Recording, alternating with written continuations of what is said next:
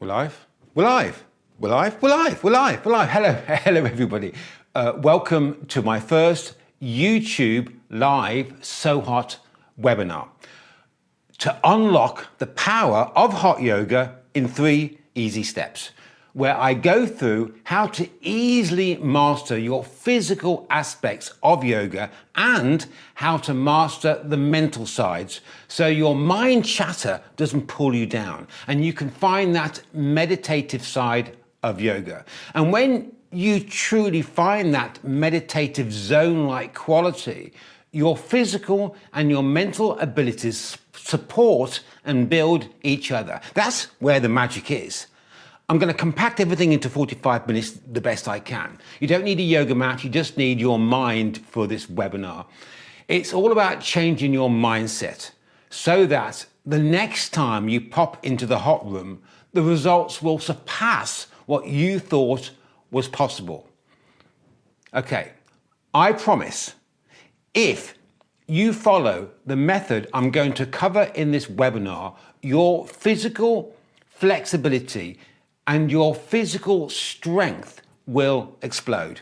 Your awareness will surpass what you thought was possible. That inner voice will no longer pull you down, and you'll be able to switch into that peak performance mode known as flow state, even if you have a physical wreck of a body. In fact, particularly if your range of motion is non-existent, everything will change for you. First off, who am I? My name is Bill Thwaites, and I am the author of the upcoming book, Perfect Freedom: How to Gain a New High in Physical and Mental Health. I am a senior hot yoga teacher and lifestyle coach with clients spanning Lady Gaga, Benedict Cumberbatch, Gemma Arterton, Olivia Williams, Toby Jones, Maxine Peake, Robert Downey Jr., and many, many more. I'm the founder of Sohot Yoga and Sohot Lifestyle. Last year, in 2018, I sold my 2 central London Bikram-style hot yoga studios, which over a 10-year period attracted a staggering 80,000 plus members. Now, I bring my expertise to helping hot yoga fans all over the world with my online training and individualized health and vitality coaching programs. Before we dive into the deep end, let me very quickly outline the backstory to all this. I took my first hot yoga class back in 2004, and for the first time in years, my arthritis seemed to give way. I thought I had found my miracle cure. And me being me, I dived headfirst into the yoga world. And many, many moons later, there I was, a highly qualified, highly sought after senior Bikram hot yoga teacher. But as the years rolled by, my flexibility hadn't really improved. My battle with arthritis was on a downhill slope. My joint pain progressively got worse. It also became blindingly clear that I was not alone. So many people who practice yoga do not gain anything like the improvements in flexibility, strength, or general health and vitality they had hoped for, yet they continue in the belief that their struggle would one day yield results, or they end up on that yoga scrap heap. Tried it, but it didn't work for me. Also, as a studio owner with a payroll that included over 40 of London's top yoga teachers, I became increasingly alarmed by the number of yoga teachers severely injuring themselves in the pursuit of mastering their yoga practice. This problem spans all the various styles of yoga. Clearly, something was wrong with this picture. So I studied the latest science in how the body heals itself, in biomechanics, neuroscience, and the cognitive processes required to master any physical activity. The more I researched, the more I blew my mind. Armed with my greater insight, I re-examined the way we practice and teach yoga, I went back to basics and totally changed my whole approach. The results were astounding. In 4 weeks, I'd gained more from my yoga practice than I had in the previous 10 years. I no longer felt I was simply going through the motions. I started to conquer my battle with arthritis surprisingly quickly. My flexibility improved so much I was able to ride my bike again. Now for me, that's amazing. Since then, hundreds of people have attended my Beginner's Mind workshops, all experiencing the same radical shift in their flexibility, their strength and awareness in just 4 weeks. At the heart of everything is the simple fact that purely going through the motions, trying to stretch yourself into a posture isn't going to give you any significant health benefits. Sometimes that mindset makes matters worse. The first step as an absolute beginner is to ask your body to get into a posture. It's how we learn the basic structure of a posture. But once you've done that a few times, nothing is gained by simply continuing with that beginner's mindset. You have to move away from simply trying to stretch yourself into a posture. The next step is to learn how to apply your strength to open the body while maintaining the structure of a posture. That requires completely different muscle firing patterns. It uses completely different groups of muscles. It's a totally different mind-body conversation. Yoga is about the application of strength to open the body with an aware and calm mind. It's not about stretching yourself into a posture. It's about strength. All too often, students remain trapped in a beginner's mindset and never move on to the next phase. This is partly down to the fact that too many yoga teachers are also trapped in that beginner's mindset, simply relying actually on their natural flexibility. What also stops students' development is their inability to turn off their analytical mind.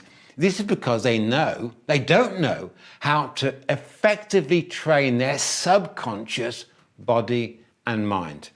The cognitive processes to train the subconscious body and mind to correctly apply strength is the same as learning a musical instrument or dancing or boxing. When learning a musical instrument, you must journey through 3 cognitive stages for it to become an automatic process and be able to switch off your analytical mind, placing your subconscious body and mind in the driving seat. That's a vital step. But if your analytical mind is continually getting in the way, you'll never be able to move forward. You'll just be a beginner stuck over analyzing your every move. Learning in yoga is no different. It's all about asking your body the right questions. By asking the wrong questions, you incorrectly engage your body, setting up the wrong muscle firing patterns. If you remain with a beginner's mindset, you will incorrectly engage your body and your body will fight back. Your subconscious body will complain and your body and mind will then be locked in a constant battle. If your body and mind are bickering between each other, your body is not able to tap into its innate capacity at optimizing your use of strength. You just need to understand the fundamental steps you must journey through and the questions you need to ask your body to solve. Unfortunately, too many yoga teachers and students get locked into their beginner's mindset for way too long. Okay, where are we? What's the time? Yes, okay. Before I go through the secret code that will unlock your physical abilities to correctly apply your strength, I'm going to first go deeper into the cognitive processes you have to journey through. When you understand that, everything will fall into place a lot easier. There are 3 cognitive stages we all must journey through. Very briefly, these 3 stages are the analytical stage, then we have the embodying stage, and finally the letting go stage, better known as flow state. This process, this 3 steps, is a conversation, a journey between your conscious mind and your subconscious primeval body, with the end goal of placing the body in the driving seat, where your actions become automatic, like walking or riding a bike. The body is simply astounding at optimizing the required muscle control. Things only go to pot when the analytical mind refuses to let go, treating the body like a child. Let me quickly break these 3 steps down a bit more. The first step is the analytical stage, the thinking stage, typically classified as the foundations, learning the foundations. You're not in the zone. You're not in a state of meditation.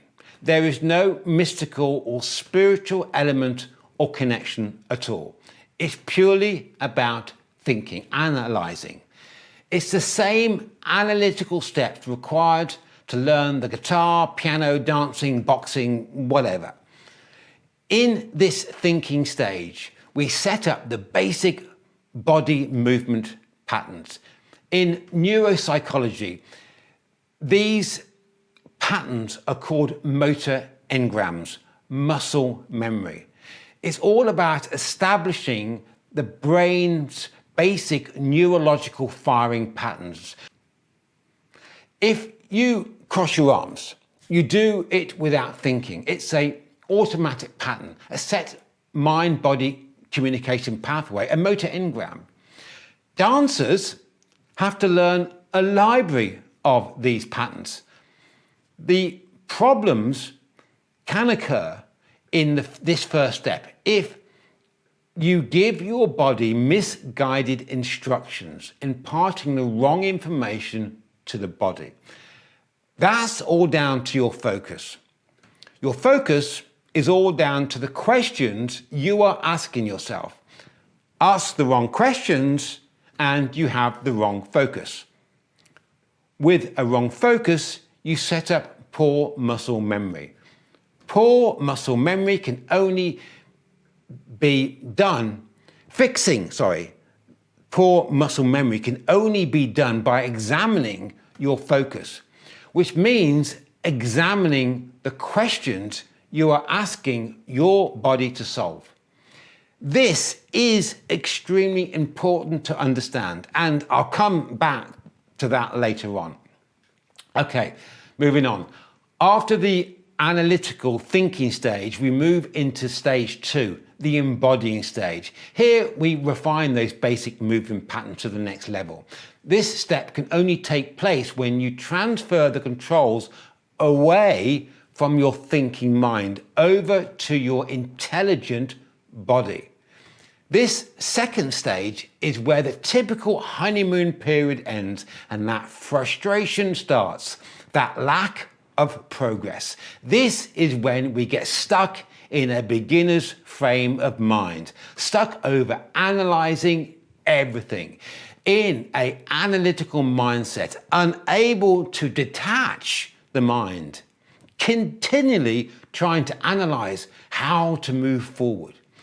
In this second stage, you need to let go of your analytical mind and start trusting your body's innate ability at refining those communication pathways, those motor engrams, to the next level. Professional dancers and musicians know this extremely well. They intuitively know that once you've learned the basic movement patterns, you have to hand the controls over to the body. When learning any mind-body activity, at some point you need to get out of your head. You need to trust your body. And that's all about knowing the right questions to ask your body to solve. In the end, your mind should never be telling your body to achieve some theoretical ideal form or position. I know some of you are thinking, but that flies in the face of all the styles of yoga where alignment is king. Yeah, hold that thought until later when I go through the science of how the body actually heals itself. Okay, moving on. The final step is in this three-step journey is where everything is so automatic, you are in flow state, or as athletes call it, the zone. This is the holy grail. The analytical mind is no longer needed. As far as the mind is concerned, you are engaged in an automatic process like riding a bike or playing the guitar. The body has full control. This is when your hot yoga becomes a mindful meditation. This is when your body switches into that peak performance mode where your body is 100% in control. The mind, the conscious mind, is in a state of observing, watching the body do its thing like a coach, a teacher, a trainer. Because the mind is no longer wasting time dealing with the physical side of things, it's able to see emotions, anxieties, the real stumbling blocks that hold us back. The mind is in a state of mindful meditation, an enhanced level of awareness. The analytical mind is no longer getting in the way. That monkey mind is turned off. Your biochemistry is on fire, your hormonal soup is optimized, your stress levels no longer pulling you down. But this cannot be done with a beginner's mind, asking the wrong questions, which I'll cover next. If the mind has set up the wrong muscle engrams, the wrong muscle control, by asking the body to do something it doesn't like, the body and mind will be locked in a perpetual state of argument. This means you will never experience how yoga can be a meditation, a state of complete awareness without judgment. Okay, so let's just quickly recap these three steps. Step one, the thinking stage, the conversation between your analytical mind and your subconscious primeval body and mind, establishing the basic muscle firing patterns. Step two, the embodying stage. This is where you stop micromanaging your every move and discover the amazing innate ability of your body at refining and perfecting those muscle firing patterns. Step three is flow state, the zone, where your body has switched into that peak performance mode and is in total control. The mind is sitting back in a state of mindful meditation. I found that knowing this three-step journey helps me not only with yoga, but with all mind-body activities, playing the guitar, strength training, everything. Okay, what's time? Yes, okay. I'm going to go through the secret code. Next, I'm going to go through the secret code that will unlock your physical ability to gain greater flexibility, strength in a rapidly short time. Are you still with me? Is this all making sense to you? Please write a comment in the comment box, wherever that is. I know a lot of you will be watching the replay, but still ask me a question if you have one. Okay, moving on. Now, let's unlock your physical abilities, starting off with a few golden rules. What you get out of your yoga practice is all down to your intention. Your intention governs what you concentrate on, your focus. What you concentrate on, your focus, is down to the questions you are asking yourself. If you're asking yourself the wrong questions, you won't have the right focus and your yoga practice will take you down the wrong road. You end up simply going through the motions, wondering why you're not improving. The thing is, your body will do anything you ask of it. If you truly ask it to bungee jump off a bridge, it will. Your body is a bit like a genie in a bottle. Your wish, my command. So be extremely careful what you ask for. Be careful of the questions you are asking yourself. A typical type of bad question beginners often ask themselves is, how can I increase the stretch? Or how can I go deeper? Or make my leg go up higher? Or get my forehead on my knee? So, what's the right question? That's golden rule number 2. It's pretty simple. If your intention is to heal and enhance your health and vitality, there is only one question you should be asking yourself. How can I open up the body? Or to be more precise, how can I open up every joint in the body? So, why is this? Why is it that the only thing you should be concerned about is how well you are opening every joint in the body? And what's so wrong with trying to deepen the stretch or get my leg up higher or get that forehead on the knee? The best way to answer that is with another question. What's your starting point? Let me reframe that question. Why practice yoga? Why are you going down this road? If I ask 100 people why they practice yoga, I will get 100 different answers. However, in the end, they will all knuckle it down to the fact that they see yoga as a means of enhancing their health, their physical health and mental health, so they can enjoy an active, rich, fulfilling, happy life. Now, as we all know, in order to enjoy an active life, you need mobility. Mobility is a combination of flexibility and strength. Flexibility in itself is totally pointless without strength. Equally, strength is totally pointless without flexibility. So for an active life, you need mobility.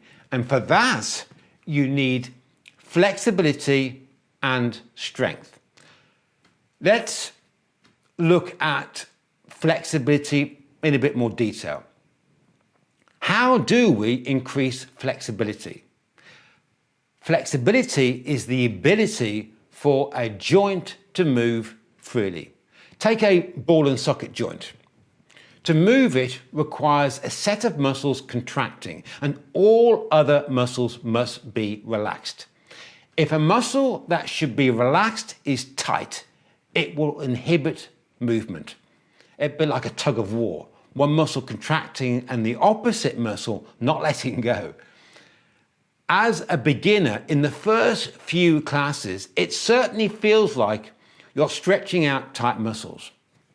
However, in most cases, that's not the reason why people have poor flexibility.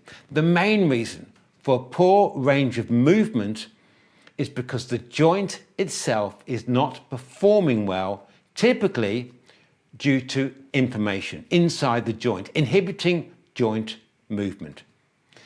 If your joints are healthy, you need less strength to move them, which in turn results in less tight, sore muscles.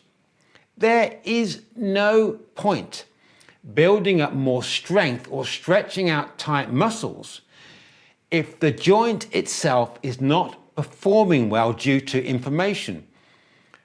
Your joints are continually trying to heal the damage caused by normal wear and tear of sitting, walking, cycling, all that stuff. The synovial fluid within the joints brings nutrients in and removes the waste. The best way to help synovial fluid do its job is to open and move the joint, allowing the fluid to flow freely. But here's the secret key. You have to understand that synovial fluid has another function. Synovial fluid is non-Newtonian, which means it doesn't flow when compressed. When compressed, it instantly stiffens up to a very hard rubber-type material. When it's compressed, it cannot bring nutrients in and remove the waste. So if you want to help the synovial fluid do its job at repairing and strengthening the joints, it should never be compressed. When synovial fluid is compressed, it acts more like a shock absorber. This happens when we're running, walking, cycling. Actually, here's a video of Newtonian fluid in action. Notice when it's not compressed, it easily flows. The moment it's compressed, it freezes hard. If you're ever going to enhance the flexibility of your joints, they must be relaxed open so that the synovial fluid can flow freely, enabling the joint to heal the damage caused by everyday normal wear and tear. As you can see, that's amazing stuff. Imagine that in your joint, when it's compressed, it goes to a hard rubbery-like substance. It's not going to help you move. You're not going to get the nutrients in. You're not going to get the waste out. As soon as you open it, relax it, it can flow. It can then do its job of healing and repairing. The process by which the body maintains a healthy spine works a little differently. It works by diffusion. Diffusion of fluids and nutrients of the intervertebral disc of the spine is best achieved when the discs are pulled apart, decompressed, creating greater surface area for the fluid to flow in and out. There are clinics all over the world that help people heal a damaged spine by manipulating each vertebra apart, helping the fluid get into the discs, thereby enabling the spine to heal itself. Over time, the joints repair themselves because now they have the oxygen and nutrients to do it. And the benefits don't stop there. By focus purely on opening, not only do you ensure the fluids can get in, you build far greater strength. The muscles are stretched in a more precise manner, and your alignment simply falls into place. And an alignment that is perfect for you. The benefits of such a mindset are shockingly powerful. Let's consider what happens when we Don't focus on opening up the body and instead ask yourself a typical bad question, such as, how can I increase the stretch in my leg when doing, let's say, triangle pose? Like that genie in a bottle, the body will obey and will reposition itself so that the stretch in the straight leg is enhanced. This is typically done with the aid of gravity, simply dropping the hips forward and down. But now you're compressing into the hip joint, stopping the synovial fluid from moving around. You're no longer building strength either in the supporting muscles. All you're doing is stretching. You may also ask yourself another bad question, such as, how can I visually go deeper? Your observable depth is only your preconceived idea of how far you would like to see yourself in a posture. But again, that genie will do what you ask it, and your body will make subtle changes in order to achieve what you are asking for. The fact that your alignment is no longer perfect and that you're compressing into the joints, that genie doesn't care. All the genie cares about is making your wish true. And again, because you're asking the wrong questions, very little is gained from your yoga practice, apart from saying you did your yoga today. An alternative way of examining whether you have the right focus or not is to ask yourself if you are truly being present. To be truly present, 100% focus on anything means you are 100% in the here and now. That means your mind's eye is never 3 seconds ahead of itself. If you ask yourself the question, how high can I get my leg? You are asking yourself to predict the future. You're not in the here and now. You have zero awareness. You're not listening because you're not present. Your mind's eye is 3 seconds ahead of itself. The only way to be present is to switch off the concept of how far you can go or any question that concerns the future.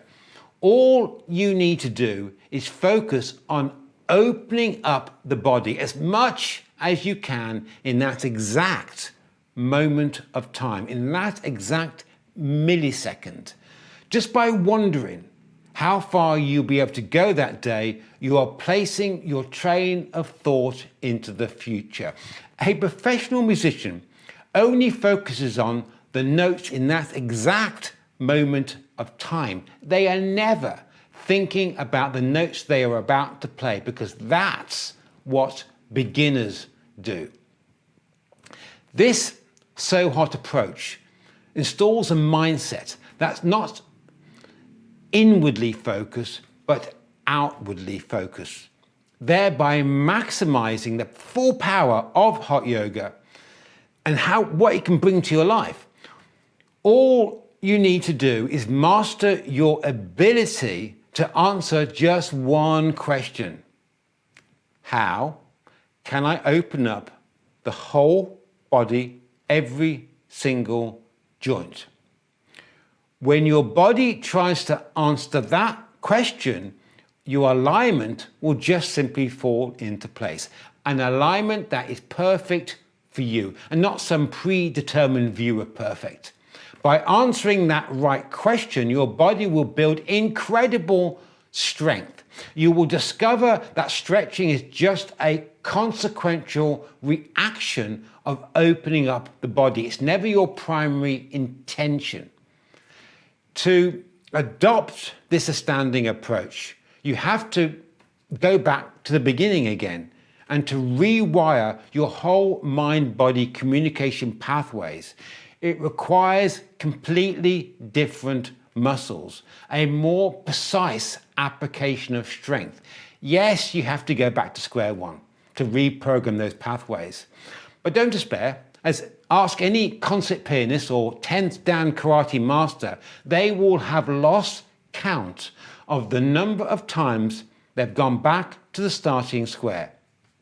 You will realize that a yoga posture is purely the process of opening the joints in various orientations as defined by the posture. A posture is not something you have to get yourself into. It's something you open out to. Those are diametrically opposite mindsets and produce completely opposite results. In one posture, you open, say, the shoulder this way, and then in another posture, you open the shoulder this way or that way. The purpose of a routine is to ensure all the joints have been opened in all various orientations to ensure the fluid can come in from all various angles, and as a consequence, a full range of muscles are strengthened and stretched, which in turn brings oxygen and nutrients to the muscles due to the increased blood flow. That's what makes the Hot 26 sequence so amazingly powerful. So, to recap, by asking your body to relax, open all the joints in a posture, you stretch, heal, and strengthen your whole biomechanical structure. And if you ask the wrong question, your hot yoga will at best be just a stretching exercise in which you compress the joints and get nowhere. Okay, where are we at time? Good, yeah, okay, got to crack on. Are you still with me? Don't forget that comment box. Okay, hope all this is making sense to you. Next, I'm going to teach you how to ask your body to open. This is where you got to join in. Do this right now. Bring your arm out and stretch it away from you, as if you're trying to touch the wall. Go for it. Literally touch the wall. Touch it. Touch it. Go on, touch it. Touch it. Stretch it away. Touch it away. Touch it. Go for it. Touch that wall. You got to touch that wall. Come on, you can do more. Now, as you stretch it away, cast your mind's eye over your arm and feel the muscles contracting. Feel the muscles in your shoulders contracting. Tune into those muscles, the arms. Tune in. Keep stretching. Tune into all those muscles. Cast your mind up and down the arm, from the shoulder all the way down. Okay, bring your arm down. Shake it out. Loosen it all up a bit. Okay. Now, I want you to totally relax that shoulder socket on the same arm. Just relax it. And gently pull the arm out of the shoulder socket. You're kind of trying to create space. You are trying to create space in that socket, as if the arm is floating in air within the shoulder socket. You may have to wiggle a bit in the socket to find that sweet spot. Wiggling and playing is a fundamental part of yoga. It really helps you find that space in the joints. Now, maintaining there is perfect for me. Maintaining that feeling of space within the socket, lift the arm up and lengthen it away, but keep the feeling of space in the shoulder socket. Keep the shoulder socket relaxed, open. Now, notice you are only using a very fine band of internal muscles, and most of your muscles are totally relaxed. There is no longer a tug of war. It's more a precise use of strength. You are now building strength in your tendons, so you kind of have to go easy to start off with this. Your shoulders are nicely relaxed open and the fluid can flow. That's how to correctly lengthen your arm out in, say, triangle pose. I was looking at one of the top YouTube yoga channels the other day, doing a routine for senior people over 40. And she's really nice. I really like her. She's very genuine, and I do like her a lot. However, her slow, gentle senior yoga routine achieves nothing. For example, keeping on the shoulder, she says, now gently stretch the shoulder back. But all that's going to do is create a front side stretch. So what? And stretching doesn't help the body heal the joint or strengthening the supporting muscles. Do it correctly by relaxing the shoulder socket open first, and then maintain that space and take the arm back. That's a totally different experience, requiring completely different muscles. It's a completely different result. I can only get to about there, keeping the socket open. But if I just stretch it back, I can go all the way back. That's easy. But create space and open out, that requires strength, and I can't go back as far. It allows the fluid to get in so the body can heal and strengthen itself. What do you do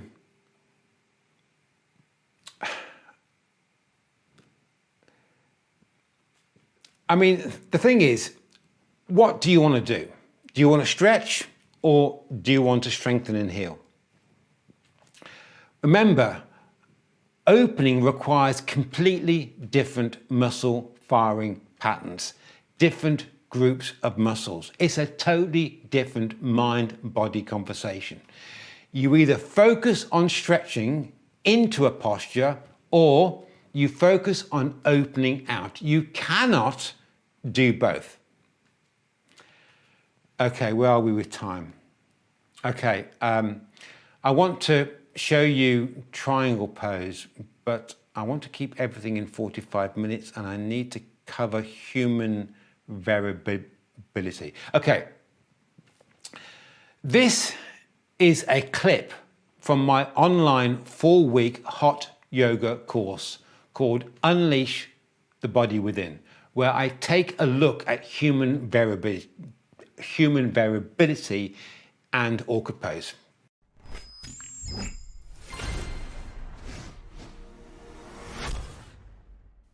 Newsflash, we are not all built the same. We are not all stamped out of the same mold.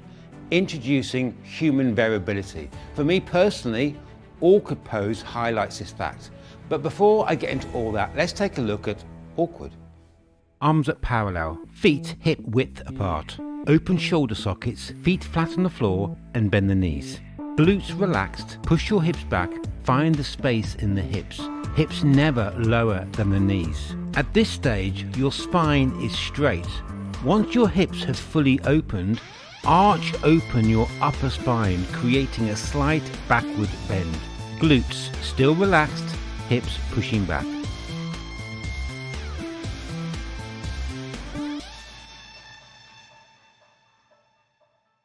Typically, we are told the feet must be parallel, but as I have learned, my right foot is not exactly perfect. It slightly kinks to the right. It's not a muscular issue, it's just the way I was made. If I force my foot parallel, that would bring tension to the knee, and that's not good at all. The knee is a humble hinge joint which doesn't like torsion. Now, that's just me.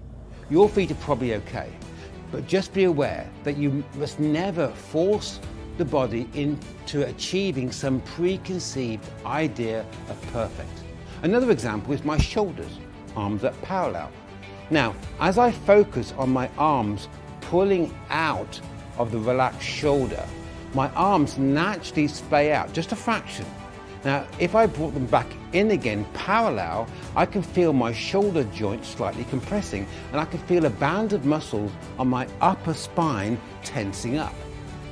So When I come to do the final part of awkward, lifting up, arching the spine open, that tension will stop me from opening my upper spine. Spray them back out again, tension gone. I can now easily lift up and lengthen the upper spine without any resistance. The take-home message here, never force yourself into some theoretical form. Simply ask your body to open and it will figure out all those tiny micro adjustments that are right for your body.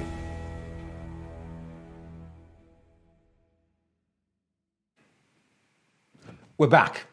What we seek in life is down to our belief of what we believe is possible. Most people start off practicing hot yoga with the belief that yoga will enhance their health and vitality. When yoga doesn't deliver that expectation, you have to examine your intentions. If your intention is to see how far you are able to position your body into a posture, then that's what you'll get. But as I have demonstrated, simply trying to get your body into a posture will not enhance your flexibility, strength, or health and vitality. I learnt this the hard way, practicing 4 to 5 times a week for over 10 years, becoming an expert at doing it wrong. For me, Mark Twain hit the nail on the head when he said, "It ain't what you don't know that gets you into trouble. It's what you know for sure that just ain't so." I started hot yoga in my 40s to get my stiff, inflexible, arthritic body into shape. The thought of being 60 and unable to actively engage in life sent shivers down my spine. It took some time to figure out how, but I now have I'm more active than I was in my 50s, 40s, 30s. I've imparted all the secrets of this approach and the best way to reprogram your mind and body conversation to start everything off. Focus on creating space in the primary joints first. So locking the standing leg is not about contracting the thigh. It's about creating space in the standing leg hip socket, lifting up, opening the ankle joint. Once you've programmed your body to do that, the knee is perfectly positioned. So in standing forehead to knee, you open the hip socket on that standing leg. And then when you don't just round down to grab the foot, you arch open the spine upwards. In triangle, you have to use strength to maintain the structure of the posture while keeping all the joints relaxed, open. That's hard. By the way, if you are naturally flexible, your flexibility isn't going to help you at all. In time, you're going to build greater strength. And in time, you will let go of your beginner's approach and experience the true power hot yoga can bring, turbocharging your health and vitality. Okay, I think that's all I have time for. I will be posting videos on how to apply this approach to all the 26 yoga postures in due course, and other hot yoga related materials such as why fasting and hot yoga is a marriage made in heaven. I have planned so much for all you hot yoga nuts out there. All you need to do is hit that subscribe button. And then if you want to be updated as to when I've posted new content, hit that strange bell icon. Now, if you just cannot wait for all that, check out my online hot yoga immersion program called Unleash the body within, where you'll be guided step by step through the complete process. All it takes is 4 weeks to let go of your beginner's mindset, reprogramming your mind-body communication pathways to apply strength more intelligently in order to open the body while maintaining the structure of a posture, thereby building greater flexibility, strength, and awareness. I'll put a link somewhere so you can check that out. Don't forget to hit that subscribe button and then hit that bell icon. Thanks for joining me. Are we out of here?